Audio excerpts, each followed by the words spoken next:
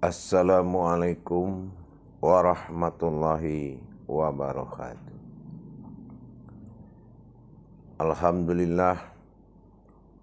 Alhamdulillahi rabbil alamin. Assalatu wassalamu ala asrafil anbiya'i wal mursalin Sayyidina wa maulana Muhammadin. Asyhadu an la ilaha illallah wa asyhadu anna Muhammadar Rasulullah. Allahumma salli ala Sayyidina Muhammadun musabihir wal ikhram ya wal jalila wal ikhram. La nabiya ba'da amma ba'du wa ibadullah wa itaqullah ya wujahirin wa mutahirina. Bersyukur kita kepada Allah dengan mengucapkan alhamdulillahirabbil alamin atas segala karunia limpahan rahmah dan hidayahnya. Serta dengan izinnya juga kita dapat menjalankan amal dan ibadah dunia dan akhirat, zahir dan batin. Tidak akan pernah kita lupakan, marilah sama-sama kita kalamkan selawat dan salam kita kepada junjungan kita Nabi Allah, Nabiul Akhirul Zaman, Rasulullah Muhammad Sallallahu Alaihi Wasallam. Atasnya kalimahnya dengan mengkalamkan Allahumma salli ala Sayyidina Muhammad wa ala alihi Sayyidina Muhammad. Para jemaah yang dirahmati Allah, rahimakumullah. Bertemu lagi dengan saya, Guru Mursyid Syekh Nur Muhammad Buya Irwan Maulana Al-Khalidi dalam channel Buya Pasaman Timur. Dalam rangka meningkatkan iman dan takwa kita kepada Allah, marilah kita sama-sama belajar, berbagi ilmu, berbagi wawasan kepada sesama. Hanyalah kita wal hablum minan nas wa hablum minallah. Menjalin hubungan silaturahim kepada sesama, kepada aulia, kepada hamba Allah, kepada al-ulama al-ustad, kepada muslimin wal muslimat adalah sesuatu yang keindahan, sesuatu pelengkap dan memenuhi syarat dalam seorang afdol dalam berilmu. InsyaAllah di dalam kesempatan waktu yang dimuliakan Allah ini, saya akan menghimbau kepada kita semua untuk melaksanakan sesuatu yang penting dan sangat diutamakan kepada Allah, yaitu beradab kepada Allah. Apabila kita tidak melakukan sesuatu hal yang beradab kepada Allah, sungguh Allah sangat membenci itu. Mungkin kita juga sebagai manusia juga akan bersifat seperti itu juga. Adab yang dimaksud ini bukanlah sopan santun, tapi bermakna kepada munajatullah. Adab ini adalah munajat. Bermunajat kepada Allah itu adalah satu adab. Apa yang dikatakan bermunajat kepada Allah? Segala bentuk ilmu hakikat kepada Allah itu dinamakan munajat. Begitu juga dengan syariat. Segala bentuk syariat yang tidak diawali, yang tidak berisikan kepada hakikat, itu dinamakan tidak beradab. Tapi apabila perbuatan syariat diikuti oleh hakikat, itu adalah suatu adab.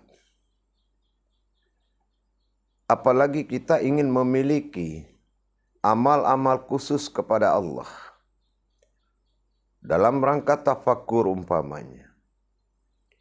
Tafakur itu butuh adab. Tadzakur butuh adab. Takharub butuh adab. Begitu juga sholat. Yang lebih utama dan utama sekali adalah sholat. Apa adab-adab sholat? yaitu berdirinya hakikat-hakikat Allah dalam mengerjakan. Sebelum mengerjakan, baik yang dalam mengerjakan, semua penuh adab. Rasulullah Shallallahu Alaihi Wasallam mengatakan, bi abdihi derajatun alal ilma. Sesungguhnya derajat itu lebih tinggi adab daripada sebuah ilmu. Adab itu adalah derajat yang sangat tinggi, melebihi derajat sebuah ilmu. Untuk itu, kita harus mengenal apa saja yang berbentuk adab kepada Allah dan seperti apa cara melakukannya. Kita akan membuka wawasan itu.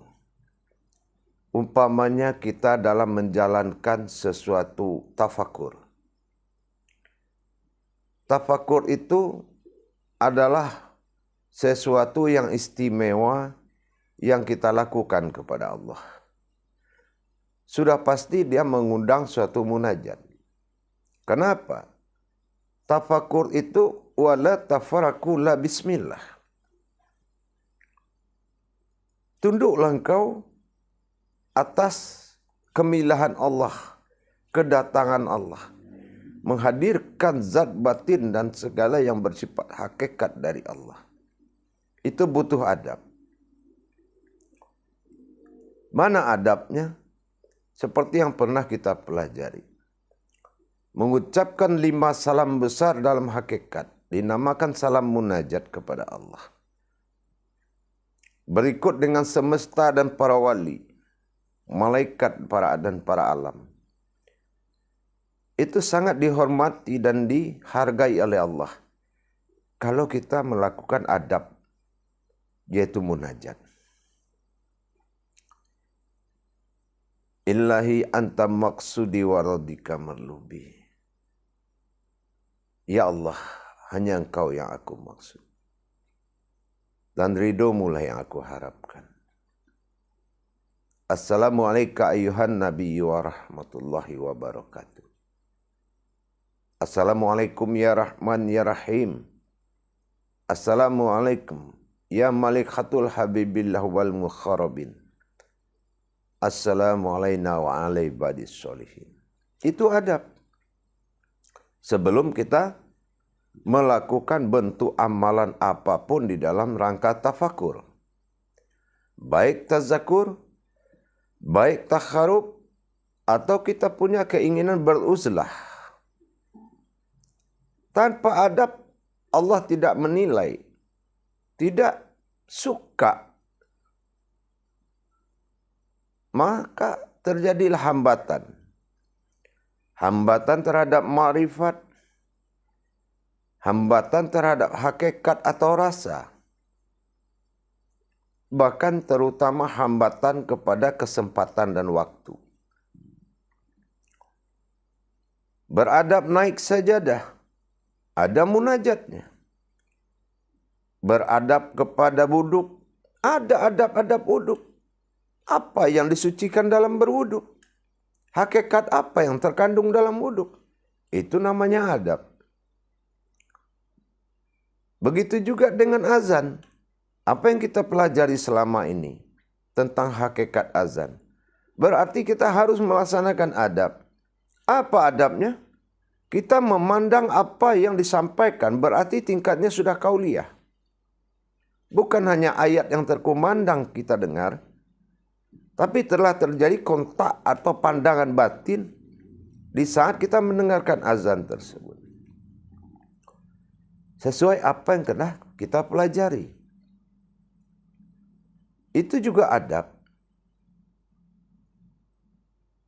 Apalagi di dalam mengetahui segala perbuatan-perbuatan yang berhakikat kepada Allah.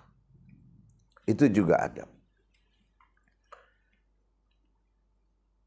Para hadirin, para jemaah, para hamba Allah yang dimuliakan Allah. Rahimakumullah. Kalaulah kita paham apa itu munajat. Munajat itu adalah suatu perbuatan hakikat langsung kepada Allah. Makanya di situ dinamakan adab. Bukan sebuah ilmu hakikat, tetapi itu adalah sebuah kodrat yang bersifat daripada adab. Berbeda dengan makna adab dalam bentuk kehidupan manusia.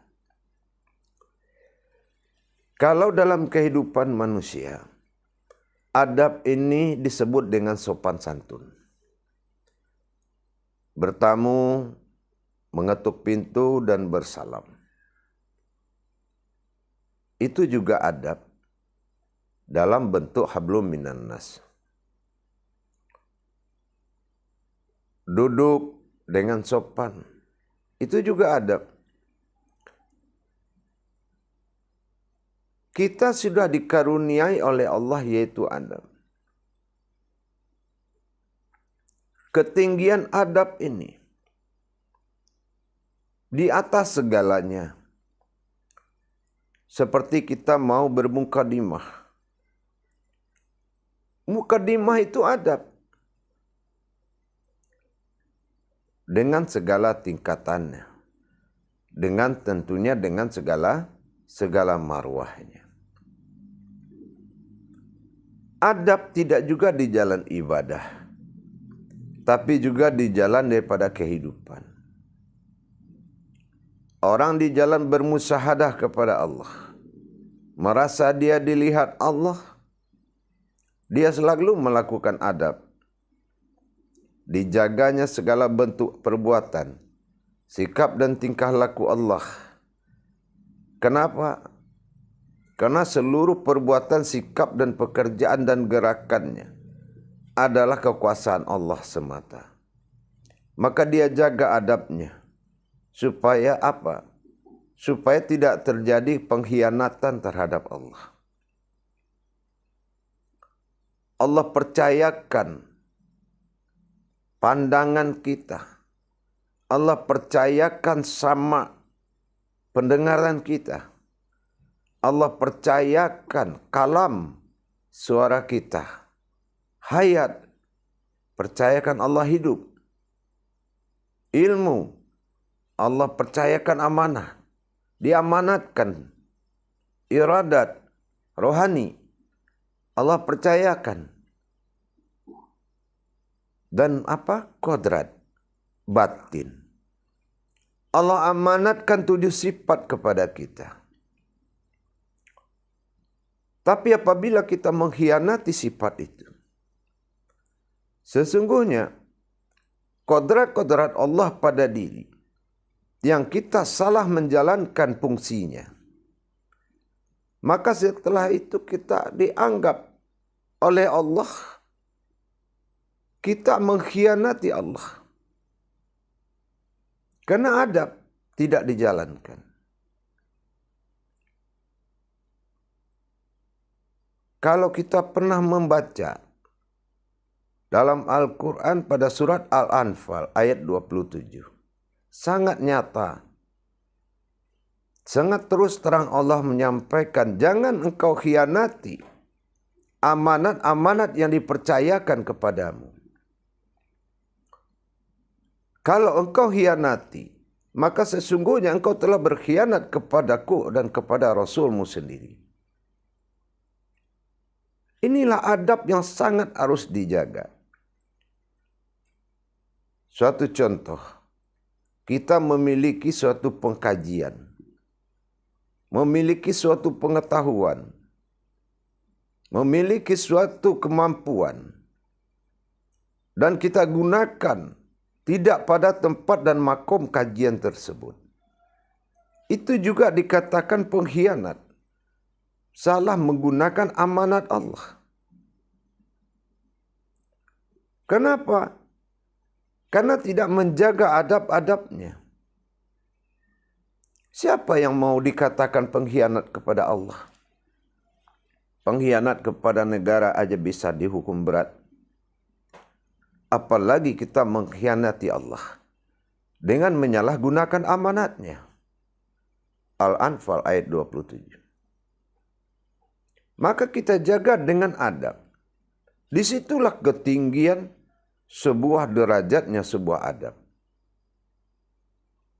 Menghargai orang demi Allah, menghormati yang lebih tua daripada kita, itu juga adab.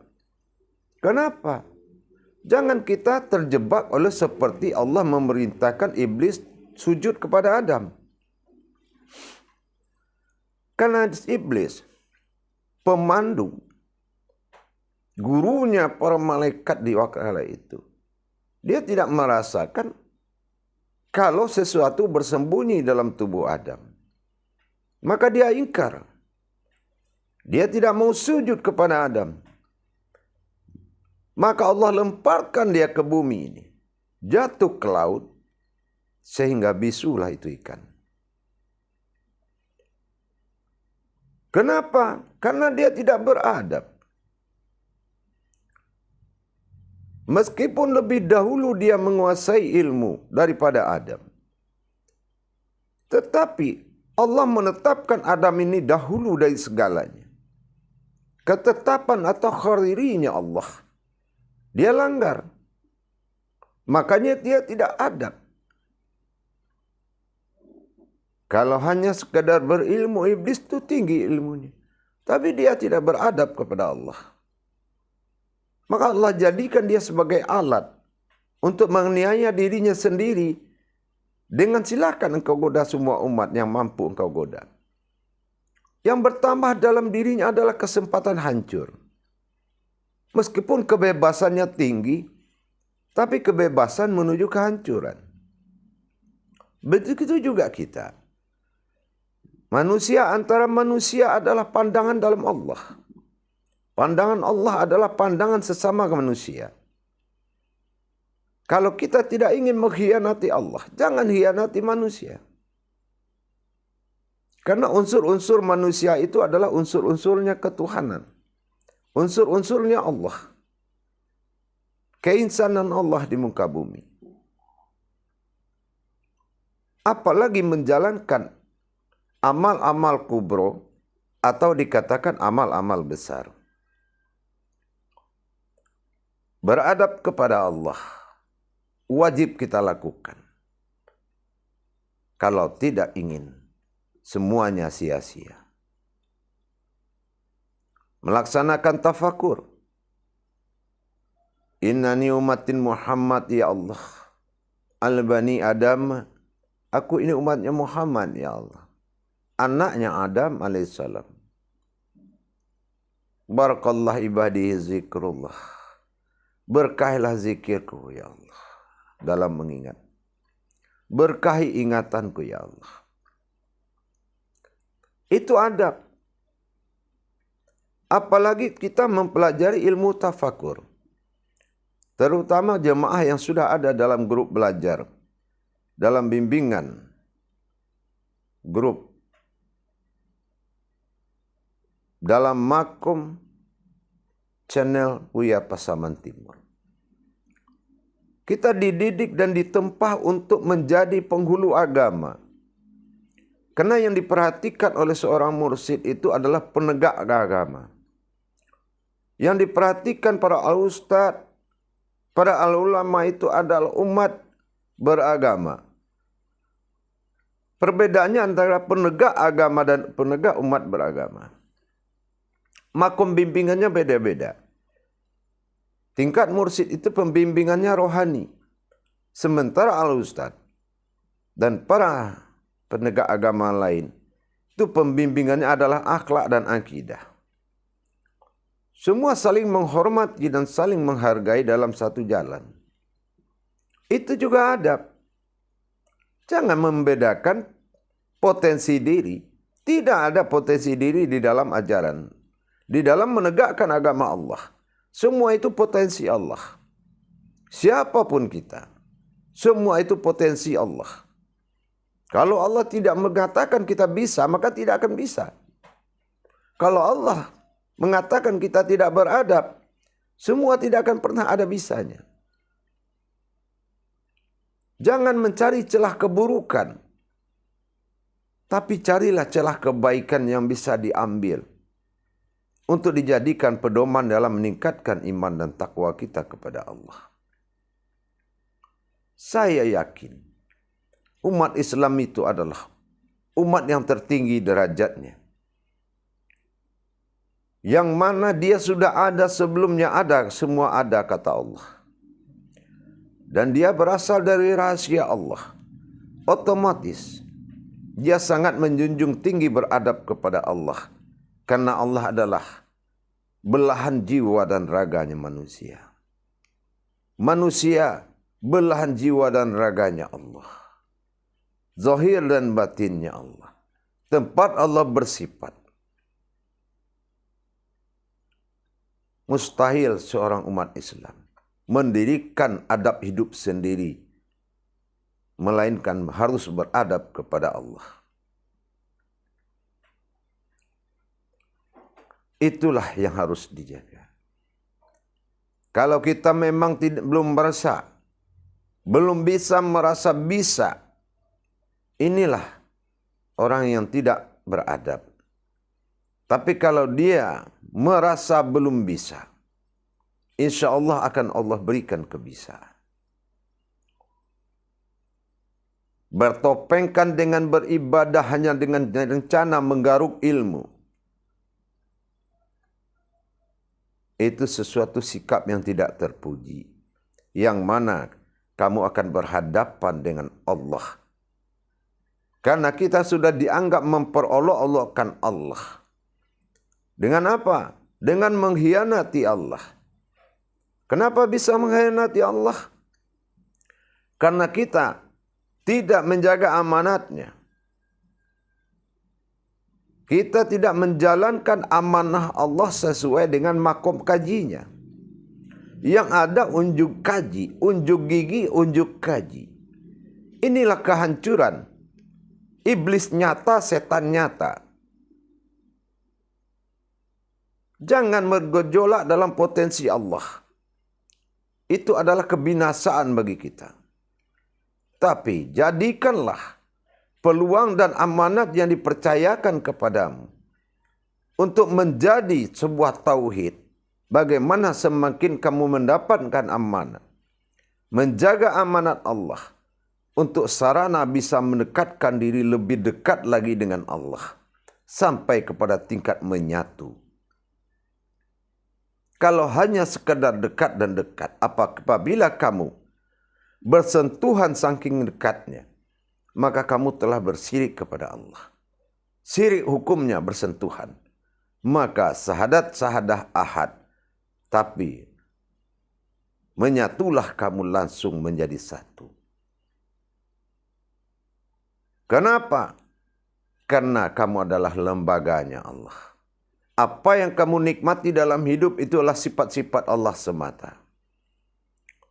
Seumur-umur manusia tidak akan bisa jadi Allah, Tuhan. Tapi siapa yang bisa melarang kalau Allah mewujud dalam manusia? Kenapa kalau kita kerasukan makhluk kita akui ada, tapi kenapa kita tidak mengakui Allah bisa bertajalli dalam diri kita? Itu adalah kesesatan yang nyata. Giliran kemasukan kita akui ada kemasukan. Giliran seseorang mengalami masa fana dan masa kusuk dengan Allah dianggap fasik.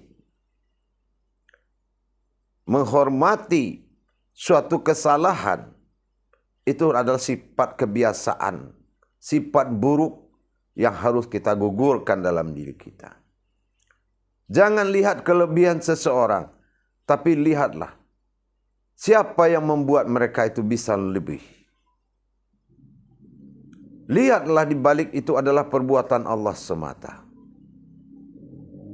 Maka jagalah adab. Berbicara jangan mendahului kodrat. Karena sesungguhnya kodrat itu adalah awal dari segalanya. Maka kita harus menjaga kodrat-kodrat tersebut. Dengan adab. Kalau kita tahu alam ini terbuat dari Al-Quran. Ayatul minal. Al-Quran itu jatuh kepada alam dinamakan kalam. Bukanlah tanah asalnya tanah, tapi Al-Hakim asalnya tanah. Itu adalah sifat daripada Allah. Maka pantaskah kita berdiri di pinggir jalan, buang hadas berdiri?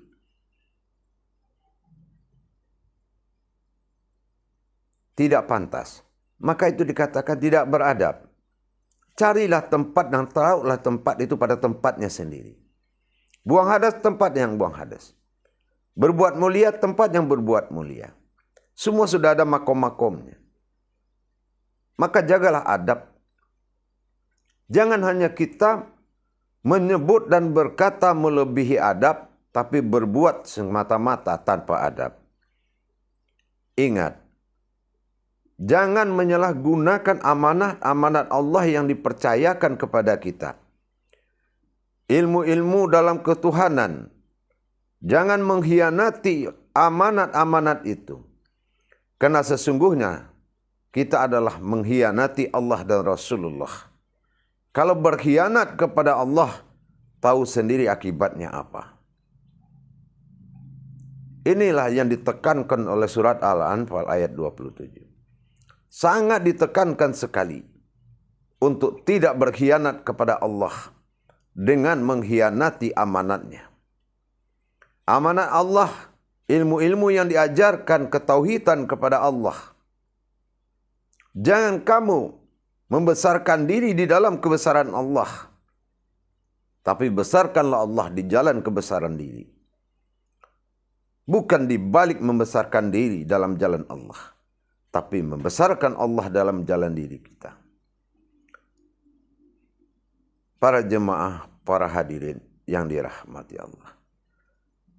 Marilah kita sama-sama meningkatkan adab kepada Allah, yaitu dengan belajar hakikat. Hakikat itu adalah 100% mutlak adab. Tidak ada hakikat selain daripada adab. Tetapi Allah memberikan bukti daripada kita sudah beradab dengan rasa. Maka itulah hakikat itu adalah rasa.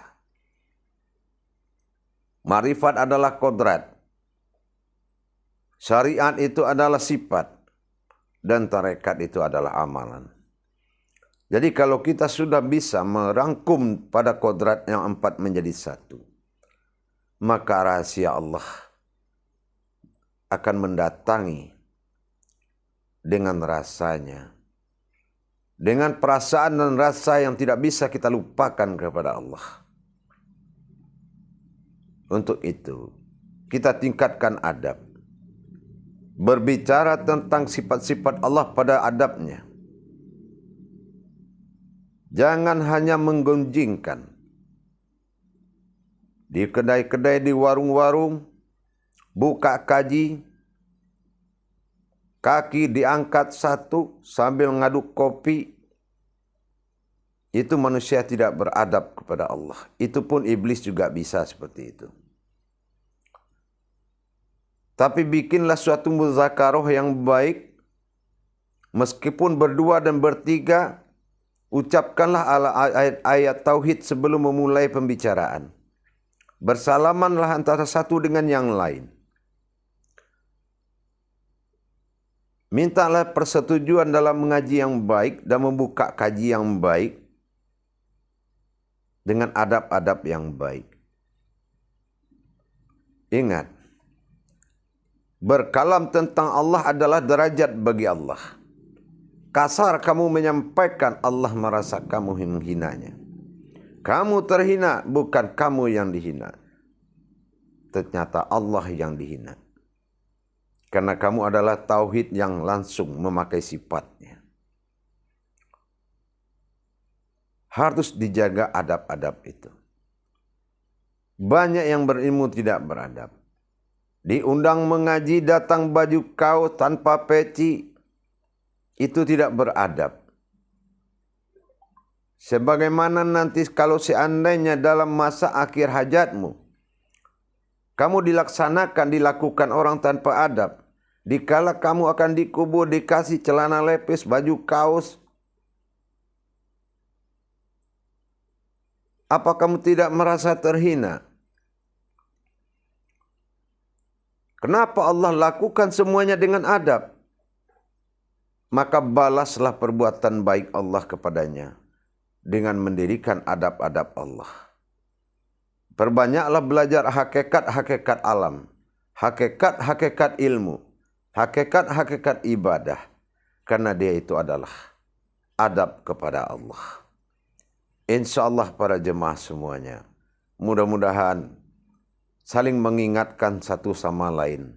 Di dalam kita bermujahadah, dalam kita berjuang, wariyadah, dalam kita melatih diri, semoga adab ini selalu ditingkatkan.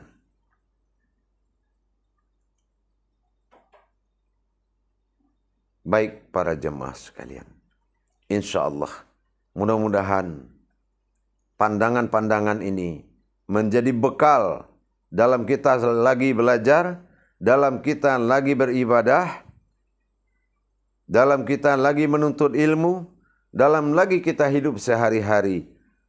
Ingat, boleh kita melihat apa yang ada, tapi wajib kita memandang yang ada itu adalah di dalam dirimu sendiri, yang membuat yang semua ada yang di luar dirimu. Jangan kamu lihat alam, tapi kalau kamu ingin melihat alam, kamu harus paham, harus bisa memandang si pemilik alam itu. Pandanglah, lihatlah segala yang lebih, tapi pandanglah yang membuat itu semua itu lebih. Insya Allah, dengan kita selalu meningkatkan iman dan takwa dan belajar, YouTube Pasaman, Buya Pasaman Timur akan selalu mendampingi para umat dalam rangka meningkatkan iman dan takwa. Bukan fasilitas biasa, tetapi adalah fasilitas ibadahnya para umat, yaitu channel Buya Pasaman Timur, fasilitas ibadah umat Islam yang hakikat kepada Allah. Kalau kita belum mampu dan belum bisa faham, maka biasakanlah menghargai faham dan ilmu kepada Allah. Menyimak dan belajar, apabila itu dari hati, akan menghasilkan yang sama. Cepat bukan artinya bisa, terlambat bukan artinya ketinggalan. Tetapi semuanya ditentukan oleh niat. Insya Allah, tidak ada yang bisa kamu baca dan kamu amalkan mendekati Allah, melainkan kamu ikhlaskan kembali apa yang telah diamanatkan. Jagalah itu. Apa yang telah diamanatkan kepadamu, jagalah. Bersegeralah mencari pimpinan dirimu, amir dirimu, imam dirimu, yaitu mursyidmu sendiri. Insya Allah, mudah-mudahan berkah adanya. Baik para jemaah dan hamba Allah, bagi yang ingin meningkatkan ilmu pengetahuan, amal dan ibadah secara syariat, hakikat, tarekat dan ma'rifat, tasawuf dan tauhid, insya Allah dalam makom tauhid, ma'rifatullah, kita telah persiapkan grup-grup pembinaan sesuai ketentuan dan persyaratannya. Apabila kita memang sudah siap dan ikhlas, datanglah dan hubungilah nomor-nomor yang telah diterahkan. Allah Maha tahu siapa kamu sebenarnya. Insya Allah. Wallahi bi kulli syai'in alim. Allah yang Maha tahu apa yang akan terjadi. Barakallahu ya Karim ya Rahman ya Rahim. Akhirul kalam. Wabillahi taufiq wal hidayah. Wassalamualaikum warahmatullahi wabarakatuh.